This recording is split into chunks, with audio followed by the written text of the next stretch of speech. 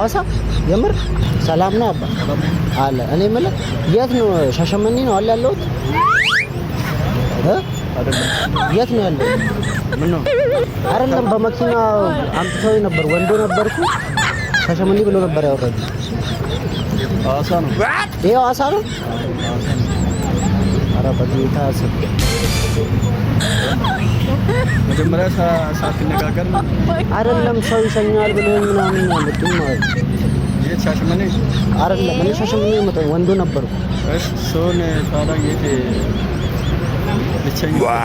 እኔ ልሸኝ አይደለም እኔ ሻሸመኔ ነው እየመጣሁ ያለው። ሰው ነው ሊሸኘኝ የመጣው ወደ ሻሸመኔ ብሎ ግን ደርሰዋል ውረድ ብሎኝ ነው የሄዱት። አሁን እዚህ ጋር በመኪና ማለት ነው።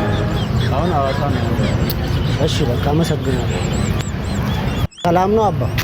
እኔ የምልህ የት ነው ያለሁት? ሳይሆን ሻሸመኔ ነው ያለሁት።